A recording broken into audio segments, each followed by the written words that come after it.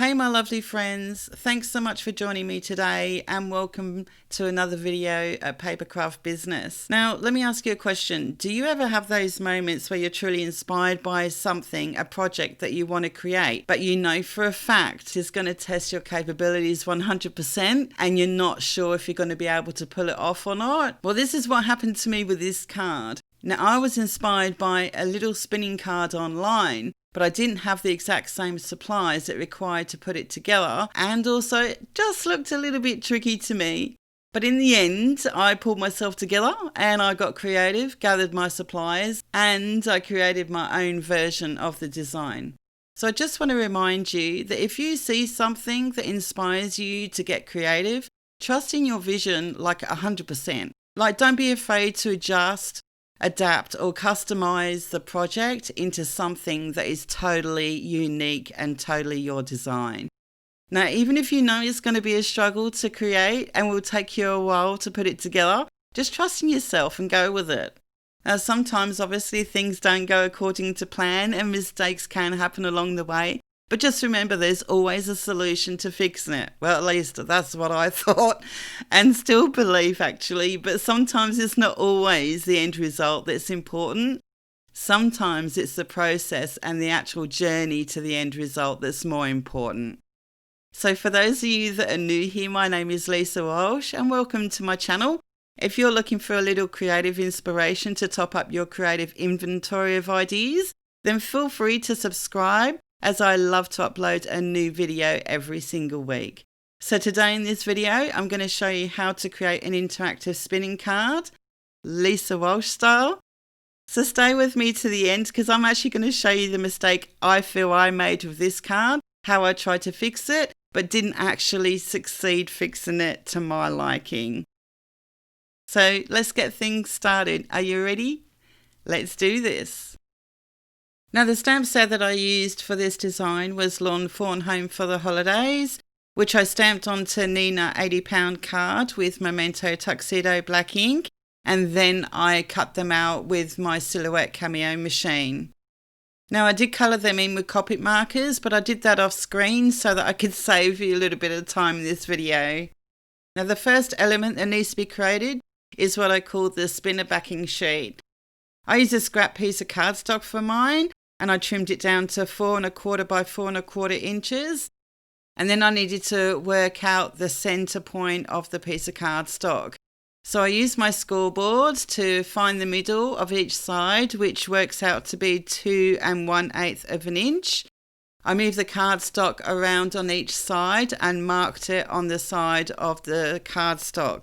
So in the end I had 4 points, and then I joined those 4 points together using my pencil and ruler, and I was able to find the middle of the cardstock by the lines that crossed over in the middle.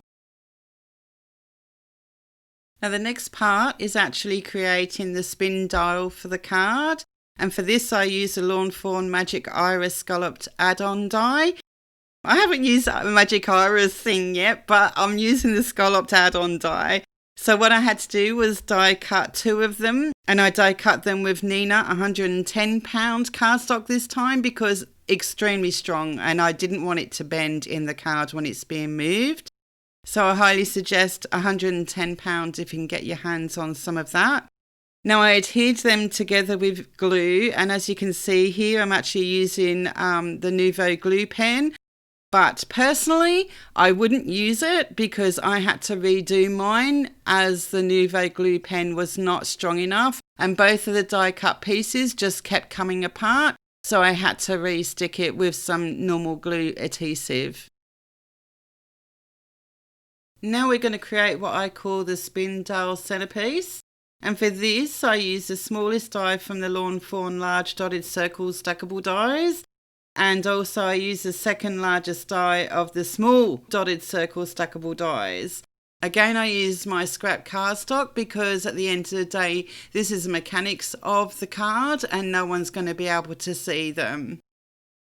Now what you want to do is put one die inside the other, meaning the smaller die in the middle of the larger die, and then just secure it down with some low tack washi tape and then run it through your die cut machine. And once you've die cut them, you'll end up with two pieces. One is like a small circle and the other one is like a ring. And once you've done the first lot, you need to do another 5. So at the end of it, you'll end up with 6 circles and 6 rings.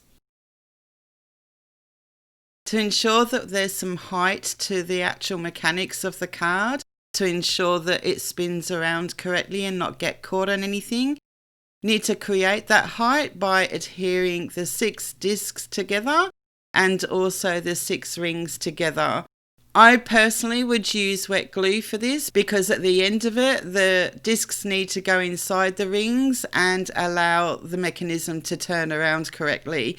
And if you use tape runner, you've got a good chance of it overlapping the circle and getting caught on the ring. So by the time you've adhered them all together, you should only end up with 1 disc and 1 ring. Moving on to the next step of the spin dial centerpiece, you want to grab the 2 smallest dies from the large stackable dies, and with the bigger die, run that through your die cut machine to create the bigger circle, and then get the smallest circle die and place that and secure it directly in the middle of the die that you've just die cut.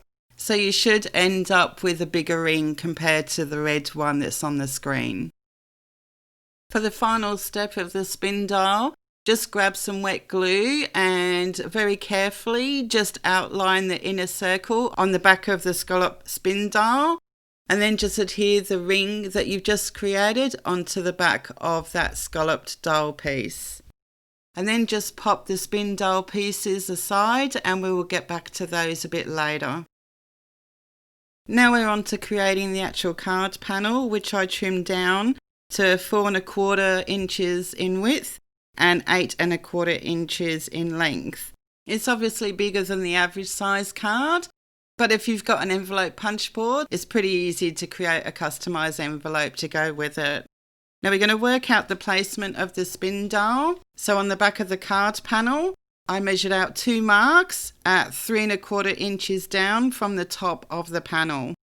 I did this on each side, and then you just grab a ruler and draw a line between each of those marks. So you've actually got a line going 3/4 of an inch down from the top of your panel.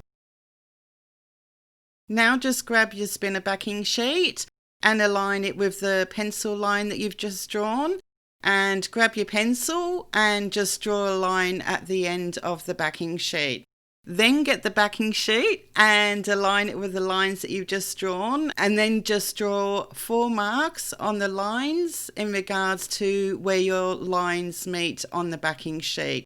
Then you grab your ruler again and then just draw the lines across the panel so that those marks meet in the middle. That way you'll know exactly where the middle is when it comes to applying your spin dial to the card. Okay, we're getting there, my friends. Now all you need is 2 strips of Lawn Fawn cilantro cardstock. One measures at approximately 1.5 inches in width and the other one is 1 inch in width. Then you need your Lawn Fawn stitched hillside border dies, and we're going to be using different ones throughout the process of creating the scene. But this one, you want to position it so that the heel part of the die is close to the top of the cardstock and the left side is close to the middle. Now you want to make sure that the dies have the cutting part is at the top and the stitch line is at the bottom of the die. If you don't put it around the right way, you won't have the stitch marks and it will cut differently to what you're expecting. Which, if you notice with mine, that's exactly what I did. So just make sure they're around the right way. Now with the second piece, use the coordinating die that I've used and do exactly the same with that and run it through your die cut machine. Now just remember to secure them in place with a bit of washi tape, otherwise you'll find that the border die will move around in the die cut machine. Now we're down to creating the road of the scene, and for this I used Lawn Fawn black licorice cardstock and I trimmed it at 1.5 inches in width. Now you line it up between the green hills and then align the die on the black cardstock so that you get the same curvature for the road. Now the die should hook into the groove of the heel so that you get the placement right. Just wiggle it around a bit until you feel it latch on. And then just apply some washi tape and put it through your die cut machine. Then just put them in order of position on your card panel, and when you're happy with the same distance apart, apply the adhesive at the bottom of each layer. Just make sure you don't apply the adhesive at the top, because you're going to be able to have to slot each layer in behind each other. Now we're going to do exactly the same process, but this time with Lawn Fawn Sage Leaf cardstock. Now one strip measures 2 inches in width and the other one is 1 inch. And just take note that these 2 layers use a different border die. Then you need to create another hilltop layer with Lawn Fawn Noble Fur cardstock this time, and also again using a different border die. Once you've done that, all you need to do is trim off all the excess cardstock that's overlapping the card panel. Now it's time to have a bit of an ink blending play, so get out those ink blending tools and some evergreen bow distress ink. All I did was slide some printer paper underneath each layer and then just ink blended each layer one at a time. I even lifted up the layers and also applied some ink underneath those as well. You just need to apply ink to all layers except of course the road.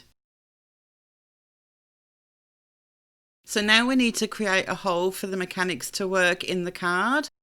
So grab your second smallest circle die from the Lawn Fawn Circle Stackables and turn your card panel upside down and position your circle die so that it's in the centre of the grid panel that you created on the back of the card panel. And just secure it in place with some washi tape and run it through your die cut machine.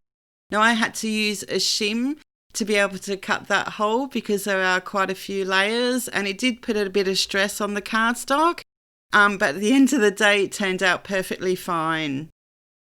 It was at this time that I realised I needed the grid markings on both sides of the spinner backing, so I turned it over and created the lines with the ruler again, exactly how we did the first time around. So now we're going to create the notch so that you can turn the spin dial. So turn the panel face down, secure the smallest die from the large stackable dies on the left hand side as you're actually looking at the panel. So be sure to have the die lined up with the grid lines so that only half of the circle will be die cut, therefore half of the die hanging off the panel. Just be sure that it's centered and secure with washi tape and put it through your die cut machine. So now we're going to take the circle discs that you created and apply strong adhesive to the back of it and then adhere it to the center of the backing sheet. Now ensure it's centered and hold it down for a few seconds just to ensure that it's stuck down correctly and has a strong hold. Now once you're happy with that, place the spin dial over the circle discs so that they're in the middle of the spin dial. Then add glue to the ring and adhere it around the circle and onto the spin dial. Now be sure not to get glue on the sides as this will prevent the actual spin dial from spinning. Once it's dry and secure, then just give it a quick test and give it a turn so that it spins. Now the circle in the middle should actually stay still while the rest of the outside of the spin dial should turn. We're getting there. So now what you're going to do is apply adhesive to the outer end corners of the backing sheet, but be sure not to get it near the spin dial because it could affect the way that it turns. Then you need to turn it over and adhere the backing sheet to the back of the panel. Make sure that you align it correctly along the guidelines. And once it's dried, then test the spin dial to make sure that it turns okay. So now we're on to the next step where you die cut some Lawn Fawn black licorice cardstock with the third largest die from the small circle stackable dies. Now I also die cut some scrap printer paper, folded it in half, then folded it in half again so I could figure out what the centre of the circle was. Then I pierced a hole in the middle of the circle of the scrap piece of paper And then I was able to put my pencil through the hole while aligning it with the black licorice cardstock that I had just die cut. That way I can be sure that I have the centre of the circle. Then I aligned the smallest circle from the large stackable dies this time, and then die cut out the centre. I had the help with some low tack washi tape just to ensure that the circle didn't move when I die cut it. Then all you need to do is apply some adhesive to the cardstock disc and then adhere the black ring to it, the one that you just created. Just ensure that it aligns with the red circle. Now I forgot to push record for the next step, but the next die that you need to cut out is a circle with the Lawn Fawn Noble Fur cardstock, and use the second largest die from the large circle stackable dies. Now it's time to create the sentiment on the Noble Fur cardstock circle using the Happy Birthday sentiment from the Really High 5 stamp set. Now I wanted the words on 2 lines, which meant that I had to put washi tape over the word birthday so that I could ink up the word happy. I used Versamark watermark ink and Ranger White embossing powder, and then I heat set that with my heat tool. Well, we've got one more step to go to finish off the mechanics of the spindle. So all you need to do is add 2 foam squares to the inner circle and then adhere the Happy Birthday circle on top. Just give it a quick test to make sure that the actual black circle turns around. Now we're going to create our second road, and for that I'm using the Lawn Fawn black licorice cardstock again, which I cut to 1.5 inches wide and also long enough to overlap the other road below. So grab your Lawn Fawn stitched hillside border die, which is the same as you used for the first road. Then align the die so that the highest point of the curve is furthest to the left of the cardstock, and ensure that the cut line on the die is on the outside. Secure it in place and die cut. Turn the die around and make sure that the cut line is on the right hand side and lining up so that it creates a path the same as the previous cut. Make sure you have the top part of the road just under the black circle, but you don't want it so that it's prohibiting the spindle from turning around. Now using the same border die, align it at the top of the first road that you created at the bottom of the panel, and it should actually snap into place when you've aligned it correctly, and then ensure that the cutting edge is the right way up.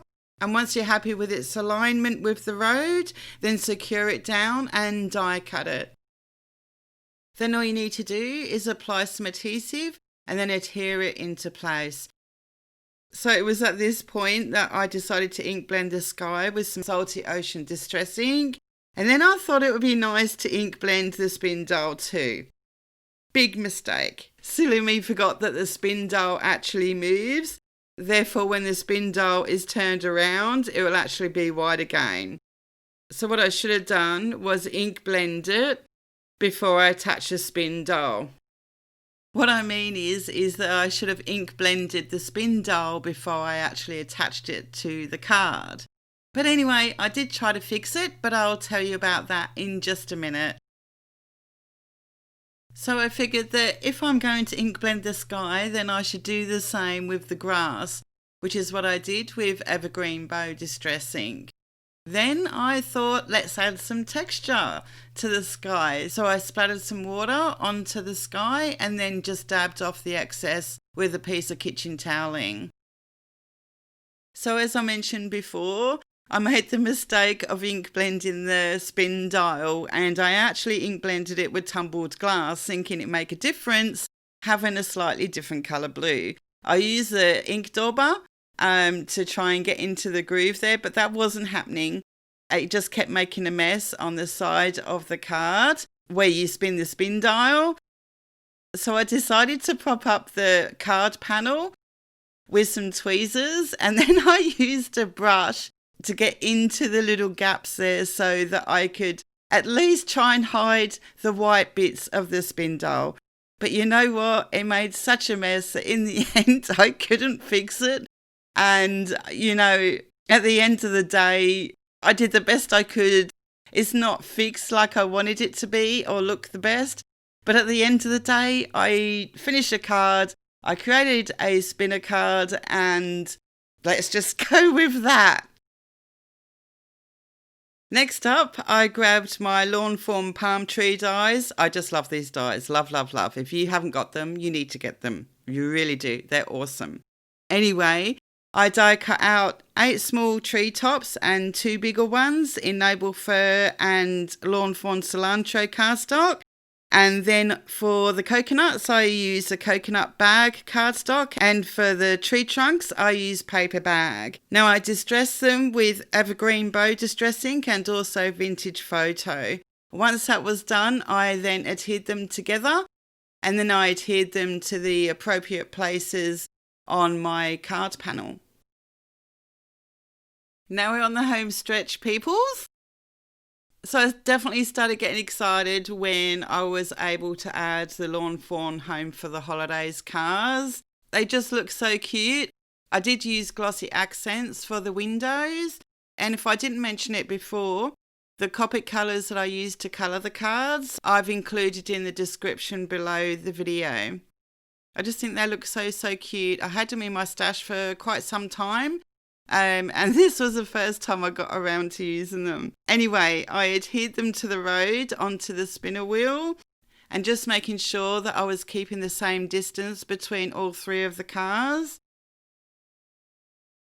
So to add a little bit more dimension and to make sure that the spinner wheel would go around without being stopped by the palm trees, I did add a little bit of dimension to the palm trees by popping some foam squares behind them. I propped up the other cars with some foam squares as well and then adhered them to the road at the bottom of the panel. Then it came to adhering the small palm trees to the top of the panel and then proceeded to add some extra detail to all of my images with my Uniball Signo white pen, which I absolutely love. Off camera, I did decide to colour some of the presents and cut them out with my silhouette machine and then adhered them to the top of the cars on the bottom of the panel. After that, I gave it a spin and I think it looks pretty cool. I love the way the cars turn around. Now, it's at this point that I thought I was completely done with the card. But then I realised that I wanted to create a notch in the card base so that the spin dial was easier to move around. So I got the smallest die from the large circle stackable dies and I lined it up with the panel so that it's the same as the other notch on the card panel, and then I run it through my die cut machine. And I'm glad I did it because I just found it a lot easier to turn the spin dial. Next, I adhered the card panel to the card base. Now, this card really put me out of my comfort zone. It went from a small idea to something a lot bigger than I originally thought. But you know what? It was worth it. It was worth putting it together. I really enjoyed putting it together and I love the end result, even though I did make the mistake. Anyway, if you like interactive cards and you like this one, give it a thumbs up. I've got an awesome, cute little card coming up in the next video. And also don't forget to subscribe, because if you like interactive cards, then you're going to like the next few videos where I've used the magic iris to create some awesome interactive cards. Thanks so much for watching. And if you've watched till the end, you're an absolute legend and we should definitely hang out more. So click on the next video where you'll actually see my last video where I created a You Are Awesome card where I used a magnet to create an easy, simple pull tab card. Thanks so much for watching, guys. Come back next time. See you soon. Bye.